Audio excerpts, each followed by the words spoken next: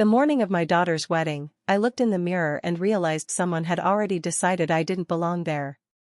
I woke up before sunrise in my hotel room, expecting the kind of nervous excitement only a mother feels on her child's wedding day. For months, I had imagined every detail. The flowers. The music. The walk down the aisle. I had carefully packed the navy blue dress hanging on the closet door, pressed and protected inside a garment bag. It was the dress my late husband had always said brought out the color of my eyes.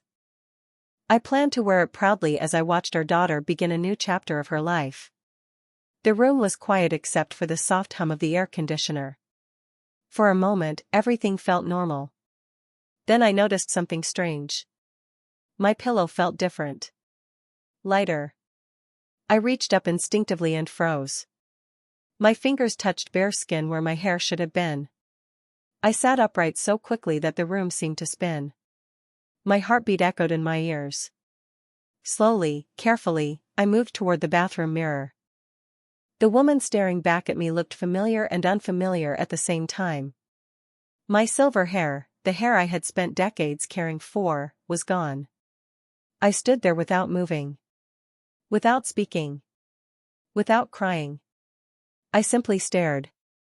On the counter beside the sink sat a folded note. 3 words were written across it in neat handwriting. Don't come today. I read the words twice. Then a third time. The silence in the room suddenly felt enormous. I looked back toward the closet and walked over to my dress. The moment I unzipped the garment bag, another shock waited for me. Dark stains spread across the front fabric. The dress was ruined. Not accidentally damaged. Not carelessly handled. Deliberately ruined. I lowered the zipper and sat on the edge of the bed. Outside my window, the first rays of morning sunlight were beginning to touch the tops of the palm trees lining the resort property. Guests were probably waking up. Bridesmaids were probably gathering for hair appointments. Caterers were unloading supplies. Somewhere in the hotel, my daughter Emily was preparing for the biggest day of her life. And somehow, I had become the one person who wasn't supposed to be there. I picked up my phone and checked for messages. Nothing. No explanation. No apology. No emergency. Only silence.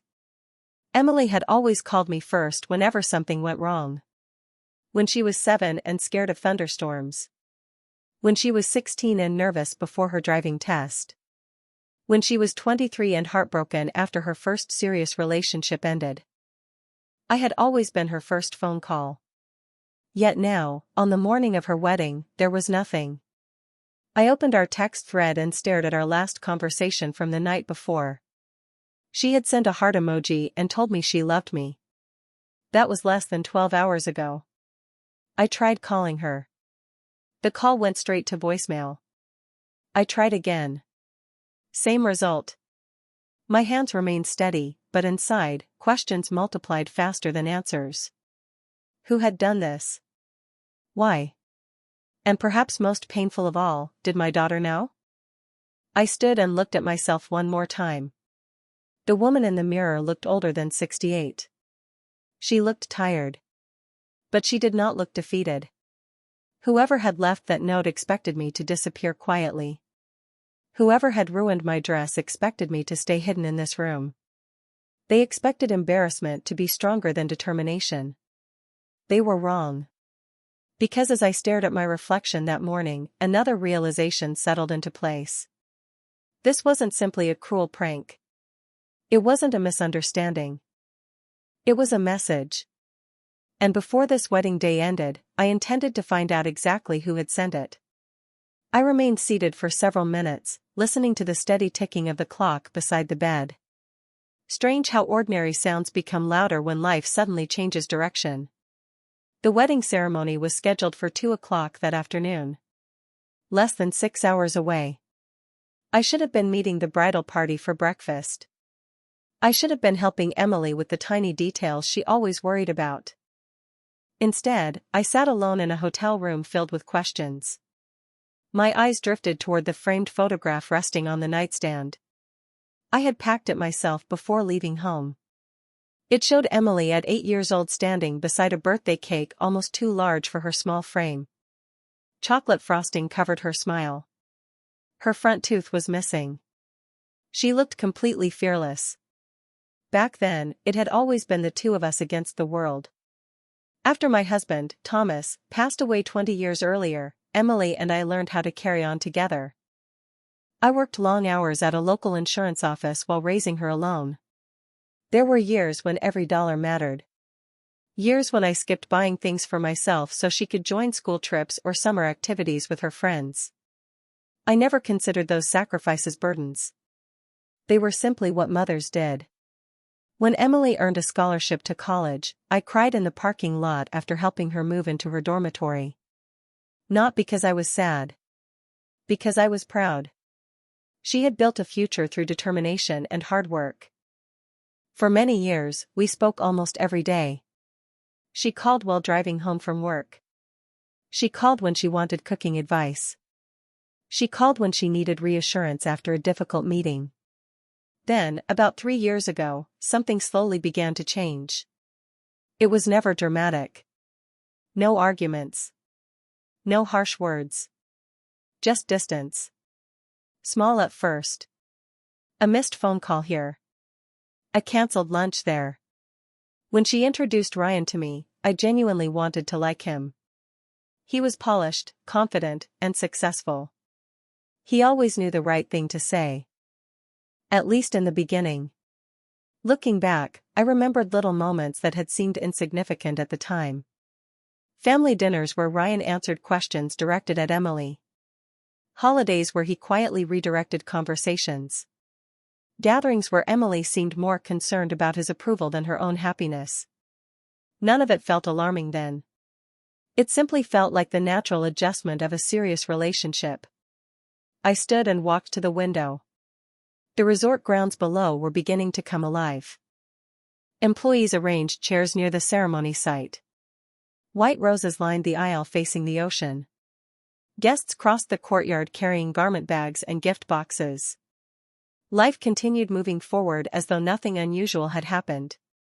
My phone buzzed suddenly in my hand. My heart jumped. For a moment, I thought it might be Emily.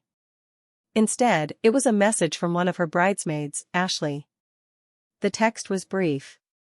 "Have you seen Emily this morning? Nobody can find her." I read the message twice. Then a third time. Nobody could find the bride. A chill settled over me. Ashley sent another message moments later. "Ryan says she left early to clear her head, but nobody knows where she went." I stared at the screen. Ryan says. Not Emily says. Ryan says. Something about that bothered me more than I could explain. I typed a simple response asking Ashley to let me know if she heard anything. Then I lowered the phone and looked once more at the note resting on the bathroom counter. 3 words. Simple. Direct. Don't come today. Earlier that morning, I had assumed the message was intended to keep me away from the wedding. Now, for the first time, another possibility entered my mind. What if the note was not only about me? What if someone was trying very hard to make sure certain people stayed apart before the ceremony began? I left the room an hour later wearing a simple beige sweater and a pair of dark slacks I had packed for traveling. They were not what I intended to wear to my daughter's wedding, but at that point appearances seemed far less important than answers. The hallway outside buzzed with quiet activity. Guests moved between rooms carrying coffee cups and garment bags. Nobody paid much attention to me, and for that I was grateful. I stopped by the front desk first. A young employee named Melissa greeted me with a professional smile. I explained that I believed someone had entered my room overnight. Her expression immediately changed. She lowered her voice and asked if I wanted to speak somewhere private. 10 minutes later we sat in a small office behind the lobby. Melissa reviewed the electronic key records connected to my room. I watched her eyes move across the screen. Then she paused. "That is strange," she said quietly. My stomach tightened. "What is strange?" I asked. She turned the monitor slightly toward me. According to the records, my room had been accessed shortly after midnight. I stared at the timestamp. That cannot be right, I said. I was asleep. Melissa nodded. There was another entry. My eyes followed the line on the screen. A second room key had been used. Not housekeeping. Not security. A guest key. Can you tell whose key it was? I asked. Melissa hesitated. Hotel policy clearly placed limits on what she could reveal. Before she could answer, another voice interrupted from the doorway. Mrs. Bennett? I turned. Ashley stood there looking breathless. Her blonde hair was half finished and one side of her makeup remained untouched. She looked as though she had been searching the entire resort. There you are, she said. Everybody is trying to find you. I stood. Has anyone found Emily? Ashley shook her head. No. But something happened. The drive from the hotel office to the bridal suite took less than 2 minutes, yet it felt much longer. Ashley explained that several bridesmaids had arrived early that morning expecting final instructions from Emily. Instead, they found the suite empty. Her phone remained off. Her wedding schedule sat untouched on the vanity. Even more concerning, Emily had missed a meeting she personally insisted could not be delayed. None of that sounded like my daughter. Emily planned everything. She created color-coded spreadsheets for vacations. She arrived at airports 2 hours early. She once made a checklist for assembling a bookshelf. Missing appointments without explanation was not who she was. When we entered the bridal suite, nervous energy filled the room. Dresses hung neatly along one wall. Makeup artists whispered among themselves. Half-open cosmetic cases covered every surface. Yet the bride was nowhere to be seen. I noticed Ryan standing near the balcony doors. He looked calm. Too calm. Most grooms would have been frantic by now. Instead, he smiled politely when he saw me. Margaret, he said. I am glad you are okay. The words sounded correct. The tone did not. I studied his face carefully. Have you heard from Emily? I asked. Not yet, he replied. She probably just needed some time alone. Ashley looked at him in disbelief. She disappeared on her wedding day, she said. That is not normal. Ryan shrugged lightly. Everyone handles stress differently. His answer lingered in my mind. Everyone handles stress differently. It sounded rehearsed. Convenient. As though he had already prepared an explanation before anyone asked for one. Then my attention shifted to something sitting on a nearby table. It was a small white envelope. My name was written across the front in familiar handwriting. Emily's handwriting. Suddenly the room seemed quieter. Every conversation faded into the background. I picked up the envelope slowly. My hands remained steady, but my pulse did not. Because for the first time that day, I was holding something that might finally explain why my daughter had vanished and why someone seemed determined to keep us apart. I slipped my finger beneath the envelope flap and unfolded the letter inside. The paper trembled slightly in my hands, though I could not tell whether it was from nerves or anticipation. The first line immediately caught my attention. Mom, if you are reading this before the ceremony, something has gone terribly wrong. I read the sentence again. Around me, the room continued moving. Bridesmaids whispered. Phones rang. Someone adjusted flower arrangements near the window. Yet everything seemed distant. The words on that page became the only thing that mattered. I wanted to tell you everything weeks ago, but I was afraid. I kept convincing myself things would get better. They did not. My heart sank. This was not the voice of a happy bride experiencing normal wedding stress. This was the voice of someone carrying a burden alone. I continued reading. Emily explained that during the past year, she had repeatedly questioned whether she should go through with the wedding. Not because she stopped caring about Ryan, but because she no longer recognized the person she had become around him. She described constantly second-guessing herself, apologizing for things she had not done, feeling pressured to choose between maintaining peace and speaking honestly. None of it sounded dramatic. None of it sounded exaggerated. It sounded painfully real. Then I reached a paragraph that made me stop breathing for a moment. If anything happens that keeps us apart today, please know it was never what I wanted. I lowered the paper. Across the room, Ryan laughed softly at something one of the wedding coordinators said. The sound immediately felt wrong. Not because laughter itself was suspicious, but because it seemed disconnected from the growing sense of unease surrounding everything else. Emily's letter continued. She wrote about arguments that always seemed to circle back to me. My involvement in family gatherings. My opinions. My presence. Small disagreements that somehow became major discussions. I kept hearing that our marriage would be easier if there were stronger boundaries, she wrote. At first, I thought that sounded reasonable. Eventually I realized the boundaries were only meant for one person. I closed my eyes briefly. Memories surfaced one after another. Holidays where invitations arrived unusually late. Family dinners canceled at the last minute. Important conversations I learned about only after decisions had already been made. At the time, I blamed changing schedules and busy lives. Now those memories looked different. They fit together like pieces of a puzzle I never knew existed. Ashley quietly approached my side. "Is it from Emily?" she asked. I nodded. "Did she say where she is?" I scanned the remaining paragraphs. There was no location. No address. No explanation for her disappearance. Only one final page. The last section appeared rushed, as though it had been written quickly. "There is something else you need to know. Last night I learned information that changed everything.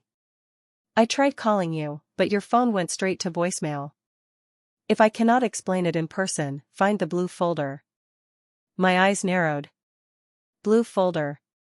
The words meant nothing to me. Find the blue folder.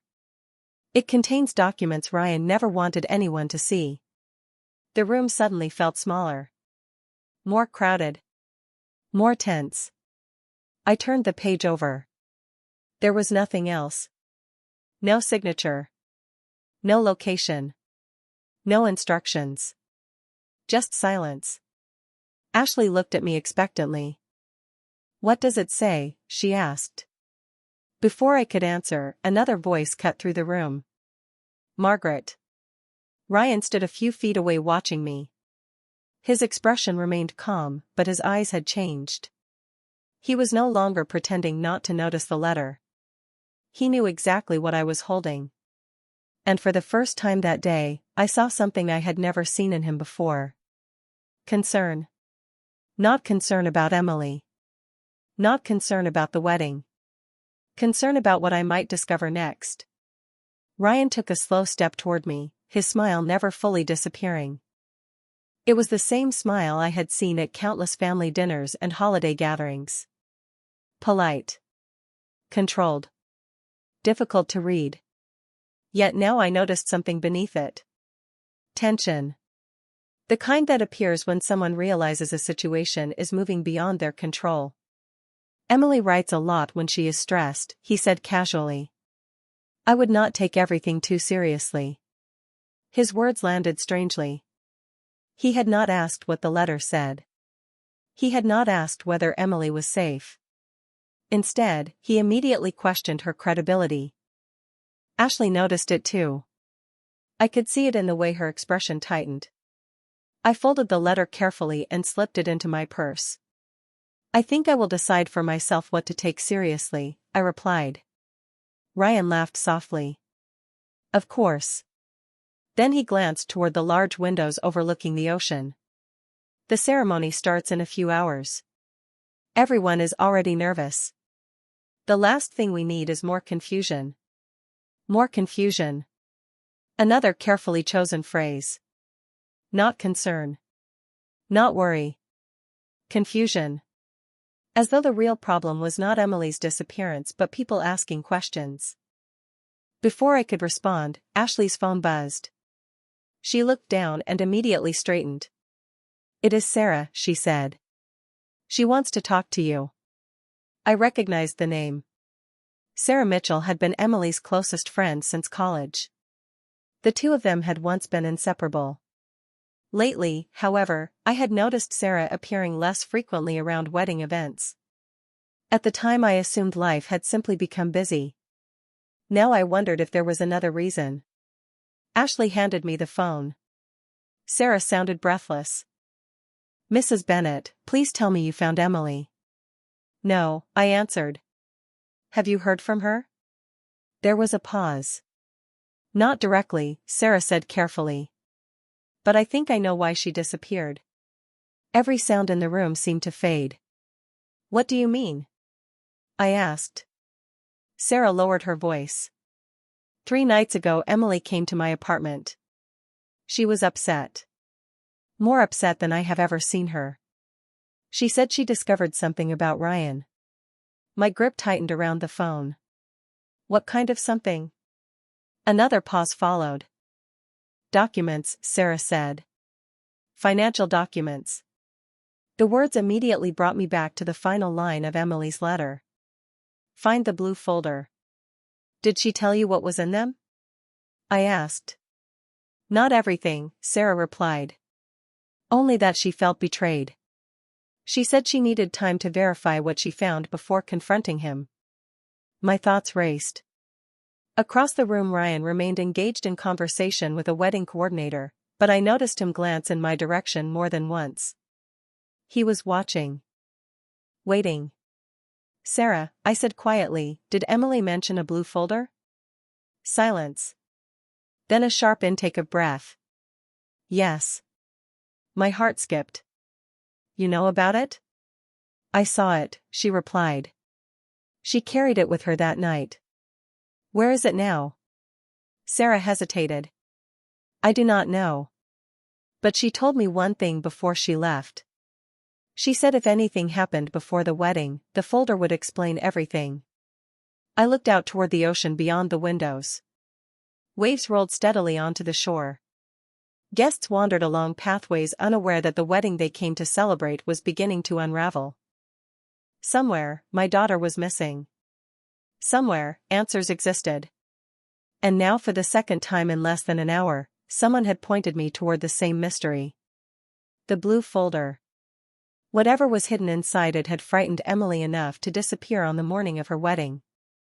And judging by the growing unease in Ryan's eyes, it was something he desperately hoped I would never find. After ending the call with Sarah, I stepped away from the crowded bridal suite and found a quiet corner near the resort's conference rooms. The clock on the wall showed a little after 10 in the morning. Less than 4 hours remained before the ceremony was scheduled to begin. Yet the wedding itself felt almost secondary now. Finding Emily mattered more than flowers, photographs, or seating charts. I replayed every detail from the past few hours in my mind. The note in my hotel room. The ruined dress. The missing bride. The letter. The blue folder. None of it felt random anymore. Each piece seemed connected to something larger hiding just beneath the surface. My phone vibrated again. This time it was a number I did not recognize. Normally I would have ignored it, but nothing about that day was normal. "Hello?" I answered. A woman's voice responded immediately. "Mrs. Bennett? My name is Linda. I work at the resort security office." I straightened. "Yes? I believe there is something you should see." 20 minutes later I sat across from Linda inside a small security room filled with monitors. She appeared to be in her early 50s, calm and professional. Without wasting time, she pulled up footage from several cameras positioned throughout the property. "One of our employees reported unusual activity near the guest rooms after midnight," she explained. "We reviewed the recordings this morning." My pulse quickened. The screen displayed a hallway outside the guest rooms. A timestamp glowed in the corner. There I was entering my room shortly before 10 the previous evening. Several hours later another figure appeared. The image was not perfectly clear, but it was clear enough. A woman approached my door wearing a baseball cap and oversized sunglasses.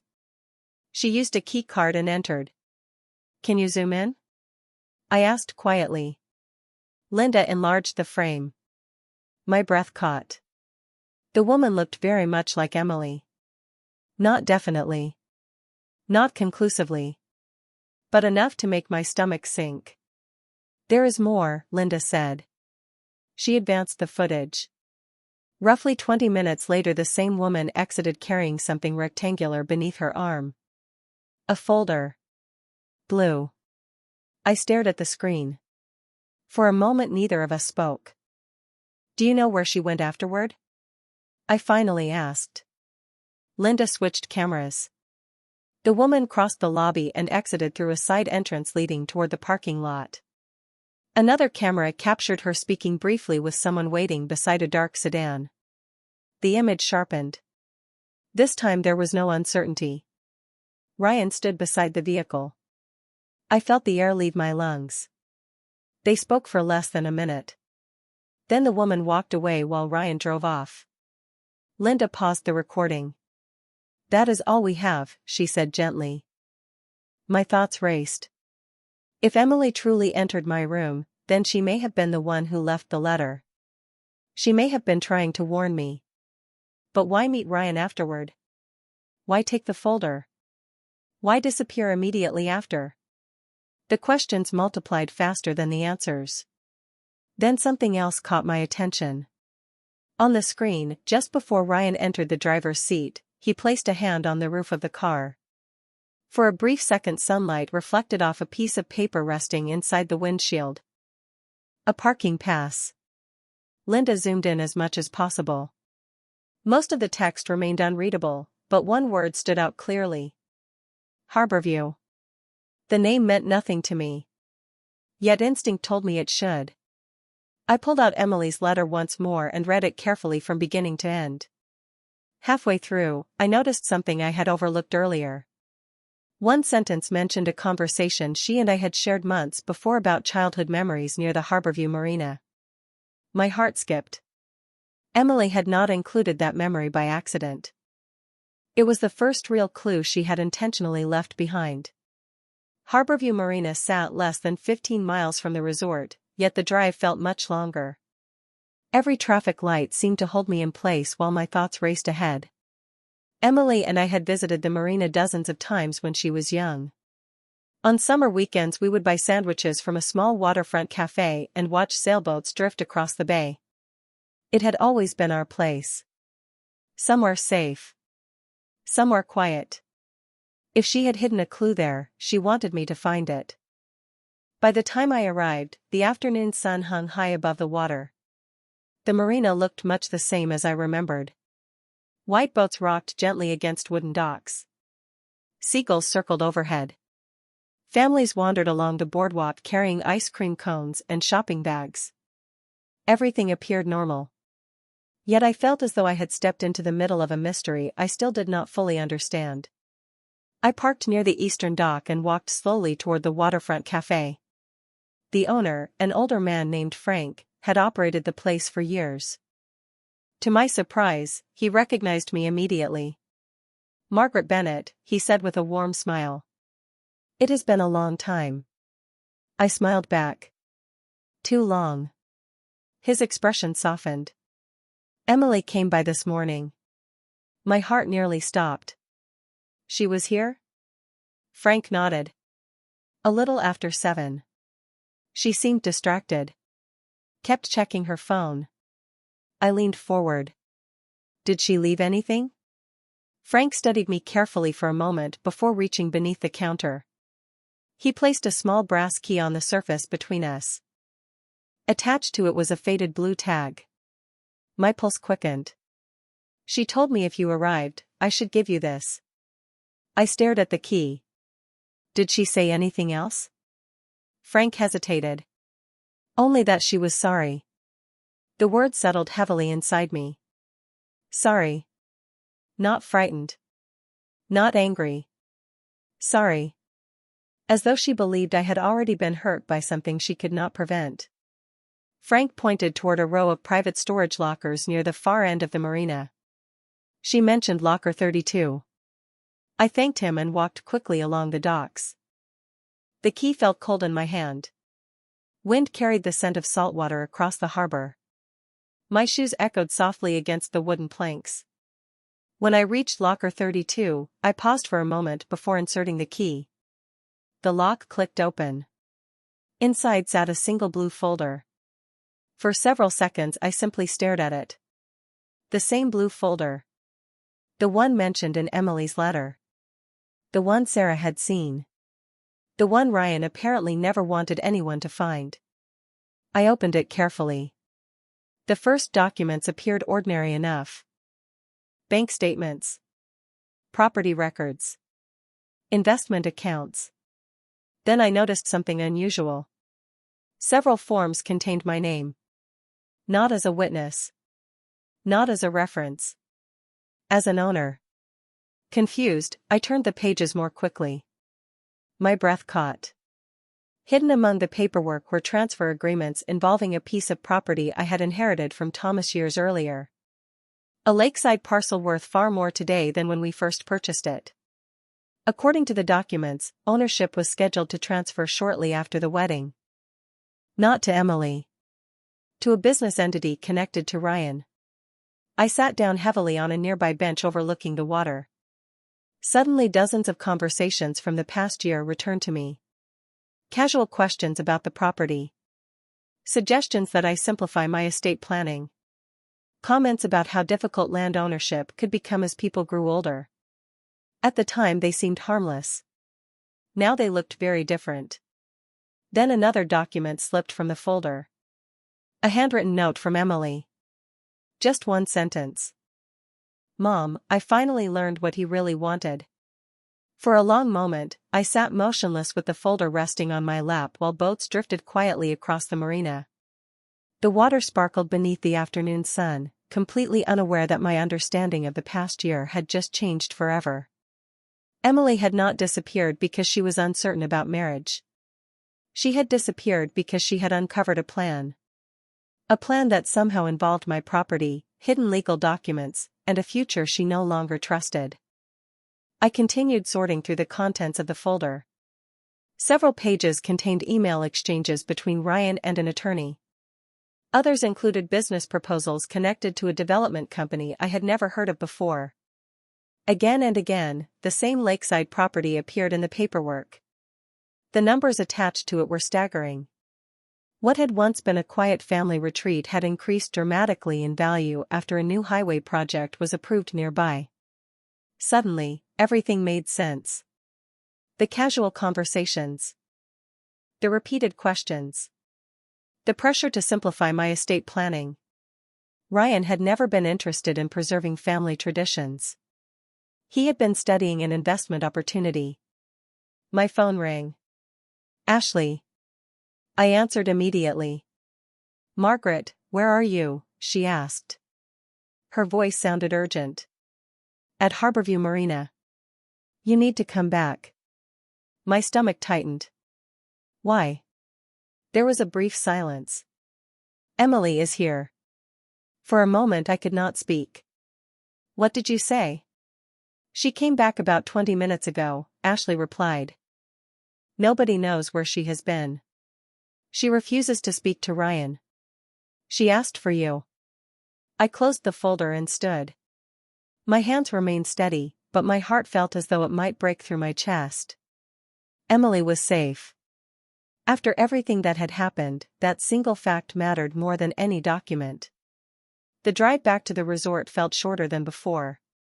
When I arrived, guests were already gathering near the ceremony site. Elegant chairs faced the ocean. Musicians prepared their instruments. Conversations floated through the warm afternoon air. To everyone else, it still looked like a wedding day. Yet beneath the surface, everything had changed. Ashley met me near the entrance to the bridal suite. She is inside, she whispered. I nodded and stepped through the door. Emily sat alone beside a window overlooking the water. Her makeup remained unfinished. Her wedding dress hung nearby untouched. The moment she saw me, tears filled her eyes. I crossed the room and embraced her. Neither of us spoke for several seconds. After everything that morning had stolen from us, words felt unnecessary. Finally, she pulled back and looked at me. "Mom," she whispered, "I am so sorry." I gently touched her hand. "None of that matters right now." Her gaze dropped to the blue folder beneath my arm. She immediately understood. "You found it." I nodded. Emily looked out the window toward the ceremony area below. "I discovered the documents last week," she said quietly. "At first I thought there had to be an explanation. Then I found more." She explained how Ryan had been working with investors who viewed my property as the final piece needed for a major development project. According to the agreements, control of the land would eventually pass through a series of transactions designed to appear legitimate. Emily had confronted him the previous evening. The conversation ended badly. Not with shouting. Not with threats. With something far more painful. Honesty. He admitted he never would have pursued the property without marrying into the family, she said. The words hung heavily between us. Down below, music began drifting across the resort grounds. Guests started taking their seats. Emily stared at the ceremony site for a long moment. Then she looked at me and asked the question neither of us could avoid any longer. "What do I do now?" For a few seconds, neither of us spoke. The question lingered in the air between us while the sound of distant music drifted through the open window. I looked at my daughter and saw not a bride preparing for a wedding, but the little girl who used to sit beside me on the living room floor building puzzles on rainy afternoons. She was frightened. Hurt. Embarrassed. Yet beneath all of that, I saw something else. Clarity. For the first time in a long time, Emily knew exactly what she was facing. "You already know what to do," I said softly. She lowered her eyes. "I just do not know if I am strong enough." I reached for her hand. Strength is not pretending everything is fine. Strength is facing the truth when it would be easier to look away. Tears slipped down her cheeks. "I cannot marry him." The words came out quietly, but once spoken, they seemed to lift a weight from her shoulders. I nodded. "Then do not." Outside, guests continued taking their seats. Family members chatted beneath white floral arrangements. Photographers adjusted cameras. The entire day had been planned down to the minute. Yet none of those details mattered more than the decision Emily had just made. 20 minutes later, she walked with me toward the ceremony site.